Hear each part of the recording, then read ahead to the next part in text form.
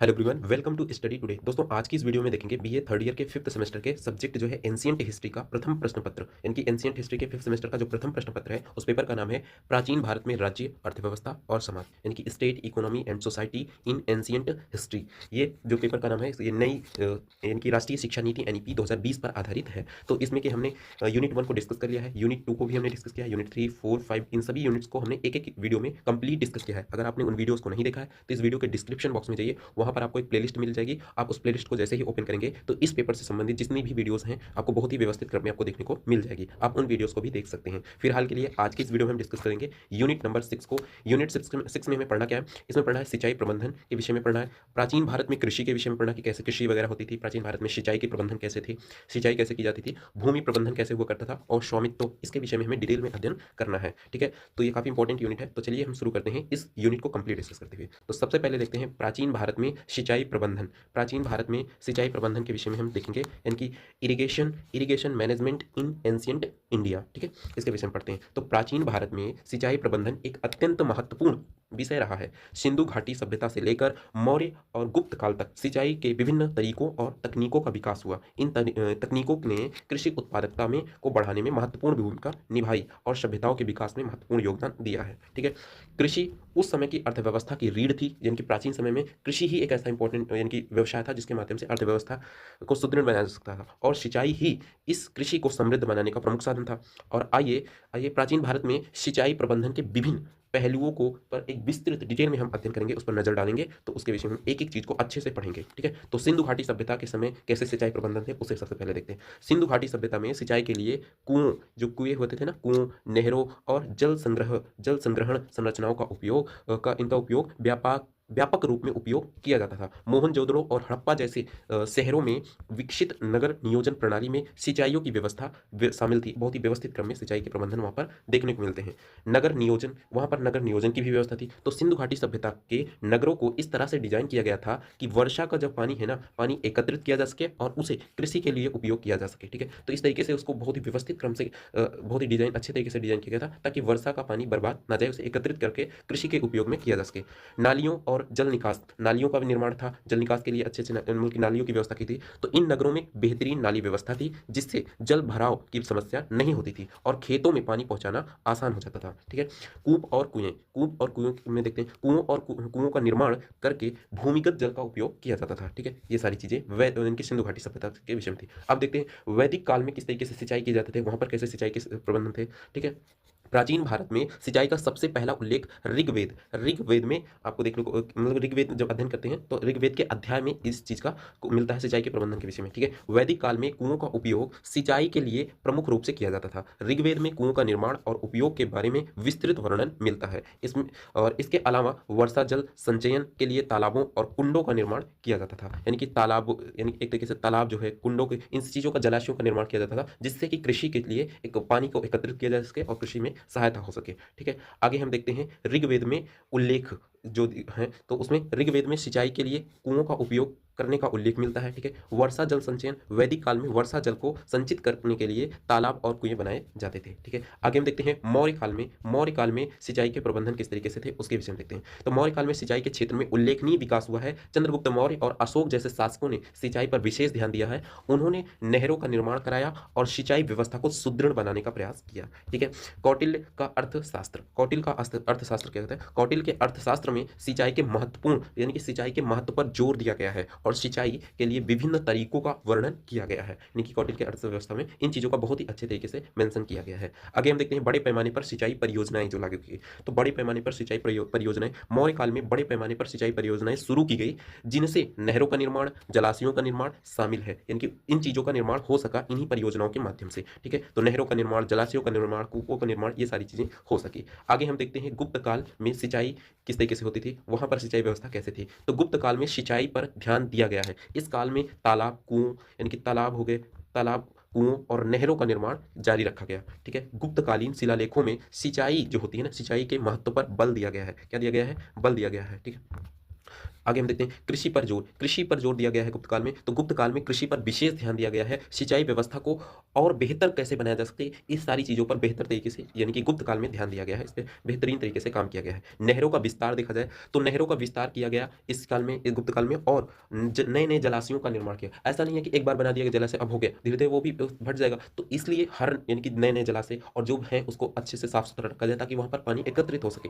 तो उस सारी चीज़ों को काम कराया जाता था अलग अलग समय में, यानी कि तभी एकत्रित किया जा सके। और सिंचाई के लिए यानी कि कृषि में ये बहुत ही महत्वपूर्ण भूमिका निभाते हैं ये सारी चीज़ें। नहर हो गए, जलाशय हो गए, कूप हो गए और नहरें हो गई, ये सारी चीज़ें। आगे हम देखते हैं प्राचीन भारत में सिंचाई के प्रमुख तरीके कौन कौन से थे, इसके विषय में देखते हैं। किन किन माध्यम से, नहरों के माध्यम से किया जाता था, कुओं के माध्यम से किया जाता, तो इन तरीकों के विषय में हम देखते हैं। सबसे पहले देखते हैं कुएं। तो कुएं में कैसे है कि कुएं प्राचीन भारत में सिंचाई का सबसे आम साधन थे। इनका निर्माण विभिन्न आकारों और गहराइयों में किया जाता था। कहीं पर छोटे कुएं तो आवश्यकता अनुसार, कहीं पर छोटे, कहीं पर बड़े, कहीं पर काफ़ी बड़े, तो इस तरीके से आवश्यकता अनुसार उनकी आकार साइज होते थे और गहराई होती थी। आगे हम देखते हैं नहरें जो हैं, नदियों और तालाबों में पानी जो होते हैं, पानी को खेतों तक पहुंचाने के लिए नहरों का निर्माण किया जाता था। ठीक है, नदियों का जो जल है वो कैसे खेतों तक पहुंचेगा, कोई नहर, तो नहरों की खुदाई कराई जाती थी और उन नहरों के माध्यम से खेतों तक पानी पहुंचता था। ठीक है, तालाब और कुंड के मतलब है वर्षा जल जो होता था, जब भी वर्षा होती थी तो वर्षा जल को संग्रहित करने के लिए तालाबों और कुंडों का निर्माण किया जाता था, जिससे क्या हो, पानी को एकत्रित कर लिया जाए और जब वर्षा नहीं होती है तो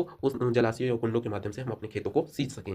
ठीक है, तो निर्माण किया जाता था। ये सिर्फ सिंचाई के लिए ही नहीं बल्कि पानी जो होता था, बल्कि पीने के पानी और पशुओं के लिए भी उपयोग किया जाता था। तो कितना महत्वपूर्ण ये सारी चीज़ें थी, यानी कि देखिए ना कितना इंपॉर्टेंट था ये सारी चीज़ें। बांध क्या है, बांध जो है नदियों पर बांध बनाकर पानी को रोका जाता था और फिर नहरों के माध्यम से खेतों तक पानी को पहुंचाया जाता था। ठीक है, सिंचाई के लिए जानवरों का उपयोग किया जाता था, बैलों के माध्यम से पानी को निकलवाया जाता था, देखे होंगे आपने। तो सिंचाइयों के लिए बैलों या अन्य जानवरों का उपयोग किया जाता था। आगे हम देख, तो इस तरीके से हमने देखा, सबसे पहले देखा सिंचाई प्रबंधन के विषय में देखा। अब सिंचाई प्रबंधन के तरीकों में हम और चीजें देखते हैं। सिंचाई प्रबंधन के तरीके जैसे कि जल संचयन, वर्षा के पानी को संरक्षित करने के लिए विभिन्न तरीकों का उपयोग किया जाता था। ठीक है, विभिन्न तरीकों का उपयोग किया जाता था। जल वितरण, नहरों और कुओं के माध्यम से पानी को खेतों तक पहुंचाया जाता था। ठीक है, और सिंचाई का समय देखा जाए तो सिंचाई का समय फसलों की जरूरत के अनुसार सिंचाई का समय निर्धारित किया जाता था। ऐसा नहीं कि बेसमय पर पानी सींचते रहो, उसको जब आवश्यकता हो फसल को तब पानी, इनके समय निश्चित हुआ करता था फसलों की जरूरत के अनुसार। ठीक है, जल का कुशल उपयोग, यानी कि जल का यानी कि बर्बादी ना हो, उसको अच्छे से हम यूटिलाइज कर सकें, तो पानी की बर्बादी को रोकने के लिए कई उपाय एक तरीके से किए गए थे और कृषि के लिए ये बहुत ही महत्वपूर्ण भूमिका निभाई है। प्राचीन भारत में सिंचाई प्रबंधन के महत्व के विषय में देखते हैं कि प्राचीन भारत में सिंचाई प्रबंधन जो है ये कितना महत्वपूर्ण रहा है। ठीक है, तो कृषि उत्पादन में वृद्धि, जब भी सिंचाई प्रबंधन अच्छी होगी तो वहां पर एक तरीके से कृषि उत्पादन में प्रोडक्टिविटी जो होगी, उसकी उत्पादन क्षमता जो कि बढ़ जाएगी। तो सिंचाई से कृषि उत्पादन में वृद्धि हुई है और खाद्यान्न की सुरक्षा और सुनिश्चित हुई है एक तरीके से। ठीक है, तो कृषि उत्पादन में वृद्धि के माध्यम से वृद्धि हुई है, सिंचाई से कृषि उत्पादन में वृद्धि और खाद्यान्न की सुरक्षा सुनिश्चित हुई है। सभ्यताओं का विकास होता है इससे, सिंचाई प्रबंधन से एक तरीके से। तो सिंचाई के प्रबंधन को बढ़ावा दिया जिससे सभ्यताओं का विकास संभव हुआ। आर्थिक विकास, सिंचाई के व्यापार और वाणिज्य को बढ़ावा दिया सिंचाई ने और आर्थिक विकास में योगदान दिया। ठीक है, सामाजिक जीवन, सिंचाई ने सामाजिक जीवन को प्रभावित किया है। समाज में जितने भी लोग हैं उसने उनको प्रभावित किया है, कैसे, और ग्रामीण जीवन जो होता है उनको सुगम बनाया है, बहुत ही यानी कि आसान से एक नहरों के माध्यम से उनके पास जल का स्रोत हुआ और आसानी से अपने कृषि फसल उत्पादन में उन्हें हेल्प हो सकी। ठीक है, तो इस तरीके से समाज को भी एक सामाजिक जीवन में भी एक बेहतर सुधार आया। तो ये कहीं ना कहीं ये सिंचाई प्रबंधन का ही एक महत्व, एक विशेष एक तरीके से महत्व रहा है। ठीक है, आगे हम देखते हैं प्राचीन भारत में सिंचाई प्रबंधन की विशेषताएं क्या क्या रही हैं। स्थानीय पारिस्थितिकियों के अनुकूल, सिंचाई के तरीके स्थानीय जलवायु और भौगोलिक परिस्थितियों के अनुकूल होते थे। ठीक है, जो स्थानीय परिस्थितियों के अनुकूल होते थे सिंचाई के तरीके स्थानीय, क्योंकि हमने गड्ढे खोद दिए तो वहां जो वर्षा हुई वहीं पर पानी एकत्रित हुआ, हमने इधर उधर तो नहीं। नहरें जो है हमने नदियों का पानी ला लिया, तो एक तरीके से हमने पारिस्थितिकियों के अनुकूल ही काम किया, कोई बहुत ज्यादा इधर उधर डिस्टर्बेंस नहीं किया पारिस्थितिकी में। ठीक है, सामुदायिक प्रयास जो होता था, तो सिंचाई के बड़े प्रोजेक्ट जो होते हैं, प्रोजेक्ट में समुदाय के सभी लोग मिलकर काम करते थे। ठीक है, और पारंपरिक ज्ञान, सिंचाई के क्षेत्र में पारंपरिक ज्ञान का व्यापक उपयोग होता था, यानी कि बचपन में, यानी कि पहले कैसे किस तरीके से इस्तेमाल किया जाता था, किस तरीके से ये काम करती है यानी कि सिंचाई प्रबंधन, ये तो वो उनका नॉलेज जो है वो बहुत काम देता था। ठीक है, आगे हम देखते हैं निष्कर्ष क्या निकला, कंक्लूजन क्या निकला। तो प्राचीन भारत में सिंचाई प्रबंधन एक जटिल और एक विकसित प्रणाली थी। विभिन्न कालों में सिंचाई के तरीकों और तकनीकों का विकास होता गया। सिंचाई ने प्राचीन भारत में सामाजिक, आर्थिक और सांस्कृतिक जीवन को आकार दिया है। इसने न केवल कृषि को समृद्ध बनाया बल्कि समाज और अर्थव्यवस्था को भी प्रभावित किया है। आज भी आज भी हम प्राचीन भारत के सिंचाई प्रबंधन से बहुत कुछ सीख सकते हैं। ठीक है, ये बहुत इंपॉर्टेंट है। सिंचाई प्रबंधन का मतलब है फसल, जलवायु और जल, मिट्टी और सिंचाई प्रणाली से जुड़े तकनीकी फैसलों का समूह। सिंचाई प्रबंधन से जुड़े कुछ फायदे ये रहे हैं, जैसे कि देखें, अगर फायदे देखे जाएं, इसमें उत्पादकता बढ़ती है, पानी और ऊर्जा की बचत होती है और पर्यावरण संरक्षण में योगदान मिलता है। तो ये प्राचीन समय की जो सिंचाई प्रबंधन क्षमता थी, सिंचाई प्रबंधन था, वो बहुत ही महत्वपूर्ण था, बहुत ही पर्यावरण के अनुकूल था, पारिस्थितिकी तंत्र के अनुकूल था पहले के, जो एक तरीके से सिंचाई प्रबंधन की व्यवस्था होती थी। ठीक है, यहाँ पर आप देख सकते हो ये जो कुएं वगैरह खोदे जाते थे अलग अलग क्षेत्रों में, अलग अलग गाँव में, जल स्रोत के माध्यम से के लिए कृषि में बहुत ही महत्वपूर्ण। ये नहरें, जो बड़ी बड़ी नदियों के जल को खेतों तक लाने के लिए नहरें खुदाई गई थी। तो ये सारी चीज़ें, तो इस तरीके से हमने देखा सिंचाई के जो प्रबंधन थे, यानी कि सिंचाई के लिए जो कुछ भी प्रबंधन थे, यानी कि जलकूप या नहरें, इनके माध्यम से क्या होता था, सिंचाई के किस तरीके से प्राचीन भारत में प्रबंधन थे, वो सारी चीज़ें हमने कंप्लीट देखा। अब हम देखते हैं दूसरा जो टॉपिक है, बहुत इंपॉर्टेंट है, प्राचीन भारत में कृषि। जिस तरीके से हमने देखा प्राचीन भारत में सिंचाई प्रबंधन, ठीक उसी तरीके से अब देखते हैं प्राचीन भारत में कृषि कैसे की जाती थी, यानी कि प्राचीन भारत में कैसे कैसे फसलों को उगाया जाता था। इसके विषय में हम देखते हैं कि प्राचीन भारत में कृषि व्यवस्था कैसे थी। ठीक है, तो उसके विषय में डिटेल में अध्ययन करते हैं। प्राचीन भारत में कृषि सिर्फ एक व्यवसाय नहीं है, बल्कि जीवन का आधार थी। सिंधु घाटी सभ्यता से लेकर मौर्य और गुप्त काल तक कृषि के विभिन्न समाज, कृषि ने भारतीय समाज, अर्थव्यवस्था और संस्कृति को गहराई से प्रभावित किया है, गहराई से प्रभावित किया है। इनकी कृषि का बहुत ही महत्वपूर्ण रोल रहा है हमारे समाज, हमारी अर्थव्यवस्था और हमारी संस्कृति पर। ठीक है, प्राचीन भारत में कृषि सिर्फ व्यवसाय नहीं है, बल्कि सभ्यता का आधार थी, जीवन का आधार था। यही संस्कृति, यही भारतीय संस्कृति और अर्थव्यवस्था का एक अभिन्न अंग रहा है।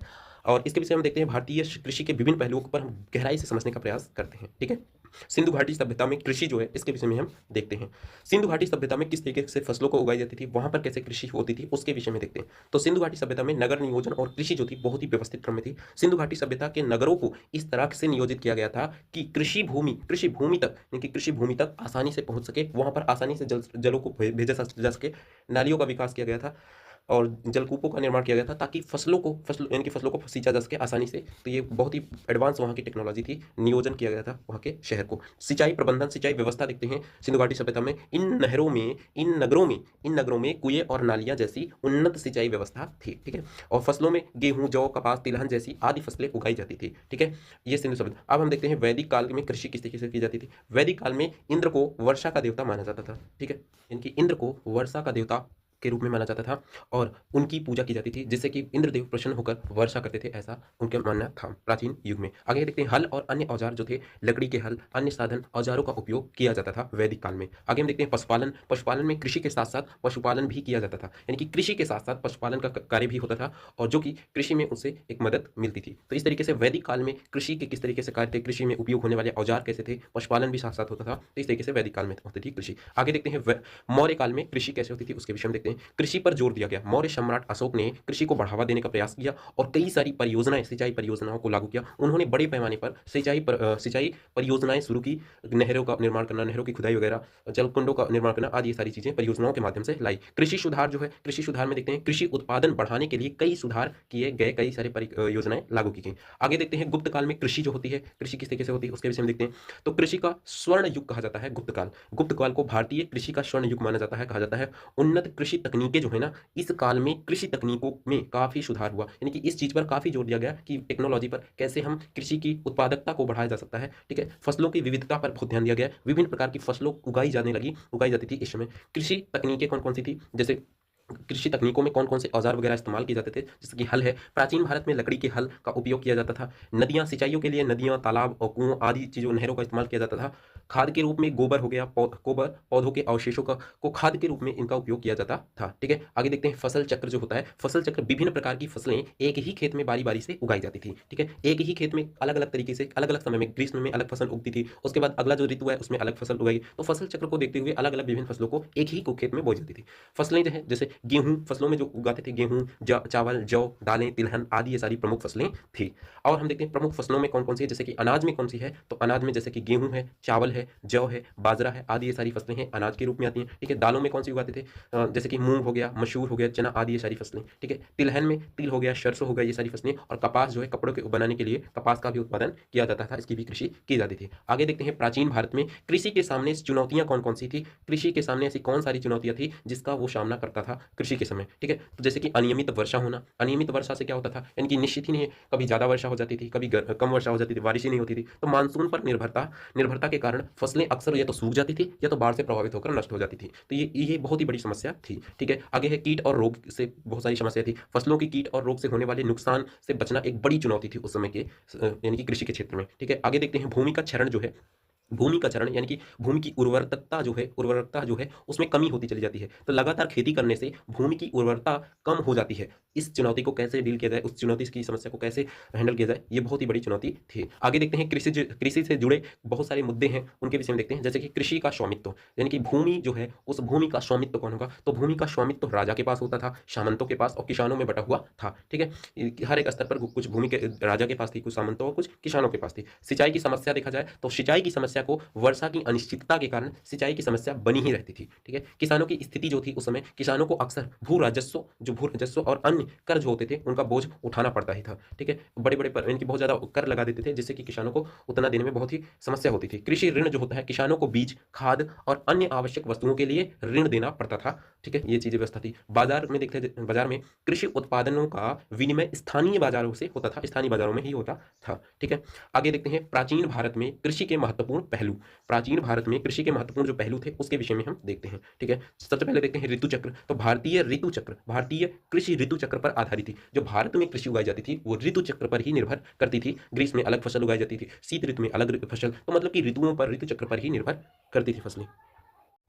अगला देखते हैं फसल चक्र। तो फसल चक्र जो होता है, विभिन्न फसलों को एक दूसरे के बाद उगाया जाता था। तो जैसे ऋतु चक्र में देखा ऋतुओं के अनुसार बोया जाता था, उसी तरीके से फसल चक्र में फसलों को एक फसल के बाद दूसरी फसल के बाद तीसरी फसल को इस तरीके से उगाया जाता था। आगे देखते हैं खाद और उर्वरक के रूप में इस्तेमाल किया जाता था। गोबर को पशुपालन के माध्यम से गोबर मिल जाता था, तो गोबर और अन्य प्राकृतिक जितने भी खाद होते हैं, जैसे कि पेड़ पौधों की पत्तियां हो गई, प्राकृतिक अवशेष होते हैं पेड़ पौधों के, उन चीजों के माध्यम से खाद और उर्वरक के रूप में उन चीजों का इस्तेमाल किया जाता था। ठीक है, आगे देखते हैं कृषि पद्धतियां जो होती हैं, खेत जोतना। आखिर देखते हैं कोई जो करते हैं कृषि, उसमें क्या क्या प्रोसेस होती है। खेत जोतना होता है, बीज बोने होते हैं, सिंचाई होती है और फिर कटाई होती है। जैसे विभिन्न कृषि पद्धतियां विकसित की गई। ठीक है, और कृषि औजारों इसमें इस्तेमाल किए जाते थे, जैसे कि लकड़ी के, लोहे के और तांबे के बने विभिन्न कृषि औजारों का उपयोग किया जाता था। आगे हम देखते हैं कृषि महत्व। कृषि का महत्व किस तरीके से है? कृषि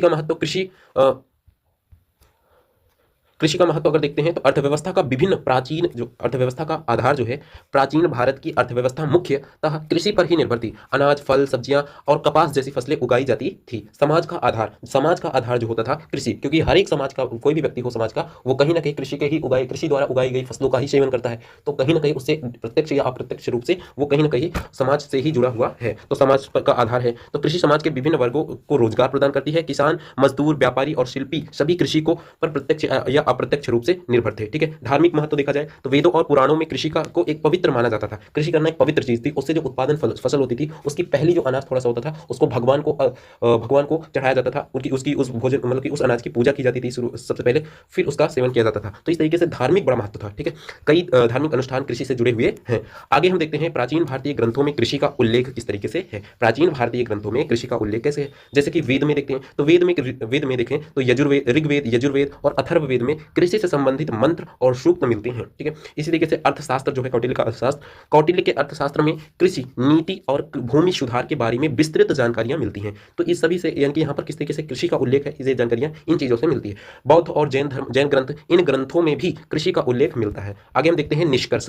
प्राचीन भारत में कृषि एक जटिल और विकसित व्यवस्था थी। यह न केवल लोगों को भोजन प्रदान करती थी, बल्कि समाज, अर्थव्यवस्था और संस्कृति को भी आधार देती थी। प्राचीन भारत के किसानों ने कृषि के क्षेत्रों में कई महत्वपूर्ण योगदान दिए, जिनका प्रभाव आज भी देखा जा सकता है या देखने को मिलता है। ठीक है, तो ये बहुत ही महत्वपूर्ण चीज थी। यह भारतीय सभ्यता और संस्कृति का एक महत्वपूर्ण हिस्सा था। प्राचीन भारतीय किसानों ने कृषि के क्षेत्र में कई महत्वपूर्ण योगदान दिए हैं। हालांकि कृषि के सामने कई सारी चुनौतियां भी थी, जो कि हमने देखा है। ठीक है, तो इस तरीके से आप देख सकते हो फिगर के माध्यम से। देखिए, प्राचीन युग में कैसे हलों के माध्यम से, बैलों का उपयोग करके खेतों को जोता जाता था और कैसे कैसे कृषि की जाती थी। ठीक है, यहाँ पर आप देख सकते हो फिगर के माध्यम से कुछ अलग अलग फोटोज, यहाँ पर फोटो के माध्यम से आप समझ सकते हैं कि कैसे कृषि के लिए कई सारी समस्याएं थी और कैसे प्राचीन युग में कृषि की जाती थी। कभी बाढ़ की समस्या कहीं आ जाती थी, कहीं सूखे की समस्या, तो प्राकृतिक चुनौतियां और कई सारी चुनौतियां देखने को मिलती थी। ठीक है, तो आगे हम देखते हैं अब हम देखते हैं प्राचीन भारत में भूमि स्वामित्व और भूमि प्रबंधन, land management and ownership in ancient India. प्राचीन भारत में भूमि स्वामित्व क्या है, भूमि प्रबंधन क्या है, इसके क्या व्यवस्थाएं थी प्राचीन समय में, इसी सब के विषय में हम देखेंगे। ठीक है, तो चलिए शुरू करते हैं इसके। सबसे पहले देखते हैं प्राचीन भारत में भूमि जो होती है ना, सिर्फ एक संसाधन नहीं है बल्कि जीवन का आधार थी। कृषि मुख्य व्यवसाय था और इसीलिए भूमि स्वामित्व और प्रबंधन पर भी बहुत ध्यान दिया जाता था। ठीक है, ये बहुत इंपॉर्टेंट हो जाता था क्योंकि कोई मतलब कि इसी पर सबसे मतलब कि संसाधन एक नहीं है बल्कि ये जीवन का आधार है। कृषि मुख्य व्यवसाय था और इसीलिए भूमि जो स्वामित्व और प्रबंधन पर बहुत ध्यान दिया जाता था। प्राचीन भारत में भूमि न केवल जीवन का आधार थी बल्कि सामाजिक, आर्थिक और धार्मिक जीवन का भी एक महत्वपूर्ण अंग थी। और भूमि स्वामित्व और भूमि प्रबंधन के बारे में समझने के लिए हमें विभिन्न प्रकार के कालों और स्रोतों का अध्ययन करना होगा। आइए प्राचीन भारत में भूमि स्वामित्व और प्रबंधन के विभिन्न पहलुओं पर चर्चा करते हैं। ठीक है, उसके विषय में हम समझते हैं डिटेल में। वैदिक काल में भूमि स्वामित्व कैसा था? सामूहिक स्वामित्व था। पहले वैदिक काल में भूमि का स्वामित्व मुख्यतः ग्राम या गोत्र के स्तर पर सामूहिक होता था। कैसा होता था? सामूहिक होता था। और व्यक्तिगत स्वामित्व अगर देखा जाए तो धीरे धीरे व्यक्तिगत भूमि स्वामित्व का विकास हुआ, खासकर ब्राह्मणों और राजाओं के बीच। ठीक है, तो ये सारी चीजें मतलब कि समय के साथ साथ व्यक्तिगत स्वामित्व भी होने लगा। भूमिदान में देखते हैं तो धार्मिक कार्यों के लिए भूमिदान का प्रचलन था। जाइए इतना बीघा हम जमीन देते हैं, आप इसमें धार्मिक अनुष्ठान, मंदिर, पूजा वगैरह कराइए। तो इस तरीके से भूमिदान का भी एक प्रतिष्ठा थी, एक प्रचलन में था उस समय के। ठीक है, आगे देखते हैं मौर्य काल में भूमि प्रबंधन कैसे हुआ करता था। ठीक है, लैंड मैनेजमेंट कैसे किया जाता था। और भूमि कौटिल्य का अर्थशास्त्र जो है, कौटिल्य ने भूमि प्रबंधन के विषय में विस्तृत नियम बताए हैं। भू राजस्व जो होता था, राज्य का प्रमुख आय का स्रोत भूमि राजस्व होता था। यानी कि अगर कोई राजस्व है, भू राजस्व है, तो उस चीज का इनकम सोर्स क्या होगा? आय का स्रोत भूमि राजस्व ही था। ठीक है, इसी के आधार पर तो कर वगैरह लेते थे। भूमि का वर्गीकरण, भूमि को उर्वरता और उत्पादकता के आधार पर विभिन्न वर्गों में बांटा गया था। देखिए ऐसे नहीं है कि किसी को ऐसे कोई जमीन दे दे, कितनी उर्वरक उसमें है, कहां पर फसल उगाई जा सकती है, कहां पर नहीं, कहां पर कौन सी जमीन किस तरीके से, उस चीज को ध्यान में रखते हुए भूमि का कई वर्गों में डिवाइड किया गया था। उसी के आधार पर भूमि का वर्गीकरण किया गया था। ठीक है, आगे देखते हैं गुप्त काल में भूमि व्यवस्था कैसे थी। भूमि अनुदान, गुप्त काल में भूमि अनुदान का प्रचलन बढ़ा। ग्रामों को स्वायत्तता दी गई थी और वे अपने स्थानीय मामलों का प्रबंधन स्वयं करते थे। ठीक है, अपने कोई भी स्थानीय मामलों का स्वयं ही प्रबंधन वो ग्रामवासी करते थे। मध्यकालीन भारत में भूमि व्यवस्था, मध्यकाल में अगर देखा जाए भूमि व्यवस्था जो होती थी वो किस तरीके से की थी? तो जागीरदार प्रणाली का मतलब क्या है कि मुगल काल में जागीरदार प्रणाली विकसित हुई, जिसमें क्या होता था कि भूमि के टुकड़े जागीरदारों को दिए जाते थे। कुछ टुकड़े कर दिए जाते थे, इनके वर्गीकरण करके उसको अलग अलग जागीरों को दे दिए जाते, तो मतलब कि टुकड़ों को दिए जाते थे जिसमें भूमि के टुकड़े जागीरदारों को दिए जाते थे। आगे देखते हैं रैयतवाड़ी और महालवाड़ी प्रणाली क्या होता है। जागीर आपसे पूछ सकते हैं जागीरदार प्रणाली क्या है, तो ऐसे आपसे पूछ सकते हैं शॉर्ट में। तो रैयतवाड़ी प्रणाली और महालवाड़ी प्रणाली क्या है? ब्रिटिश काल में रैयतवाड़ी और महालवाड़ी प्रणाली का प्रचलन हुआ। ठीक है, आगे हम देखते हैं भू स्वामित्व के प्रकार क्या होते हैं। ठीक है, भू स्वामित्व का मतलब है उस चीज के ओनरशिप कौन है, भूमि वो जो है उस किसके हक में आती है, कौन उसका हकदार है।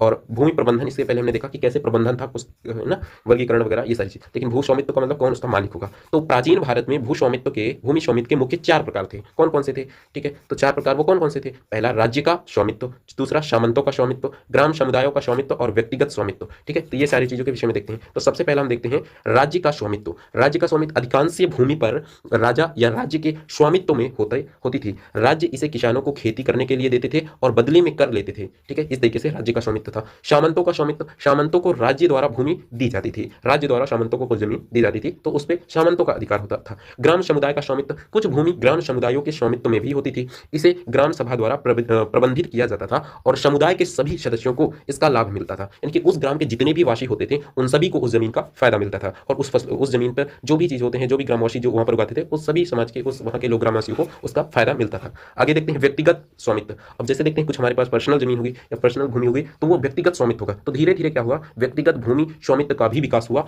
और कुछ किसान अपनी भूमि के मालिक होते गए थे। यानी कि बहुत सारी जमीनें जो होती थी उन्हें खुद किसी भी किसान को अपने नाम से करा लेते थे, तो एक तरीके से वो भूमि उनके खुद के नाम से हुए, खुद उसके मालिक होते थे। तो धीरे धीरे क्या हुआ, समय के साथ साथ इस चीज का प्रचलन बढ़ते ही गया और व्यक्तिगत भूमि स्वामित्व का भी विकास हुआ और कुछ किसान अपनी भूमि के मालिक होते थे और उसे खरीद और फरोख्त कर सकते थे, खरीद और बेच सकते थे, उसमें फसल उगा सकते थे, कुछ भी कर सकते थे, उसके मालिक स्वयं होते थे। भूमि प्रबंधन के विशेषताएं क्या है? भूमि प्रबंधन यानी कि लैंड मैनेजमेंट के क्या विशेषताएं, उसके विषय में देखते हैं।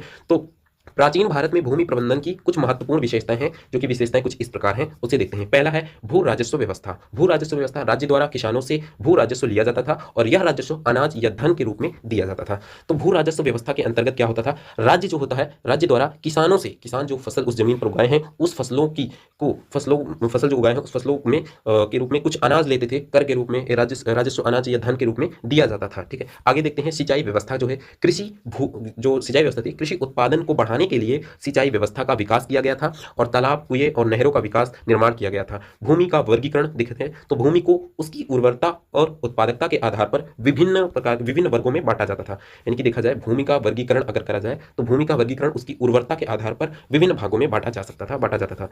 भूमिदान अगर देखा जाए तो धार्मिक कार्यों के लिए भूमिदान का एक आम प्रथा थी, बहुत ही प्रचलित प्रथा थी। भूमि विवादों का निपटारा कैसे होता था, ग्राम सभाएं भूमि विवादों का निपटारा करती थी। ठीक है, ग्राम सभा में ही उस चीज का निपटान किया जाता था। भूमि प्रबंधन में चुनौतियां क्या क्या थी, भूमि प्रबंधन में कौन कौन सी ऐसी चुनौतियां देखने को मिलती हैं। भूमि प्रबंधन की कई सारी चुनौतियां देखने को मिलती हैं, जैसे कि सूखा और बाढ़। ठीक है, तो प्राकृतिक आपदाएं जैसे कि सूखा और बाढ़ कृषि उत्पादकता को प्रभावित करती हैं, जिससे कि वह भूमि भी एक तरीके से सूखे से प्रभावित होती है, वर्षा से प्रभावित होती है, ये सारी चीजें।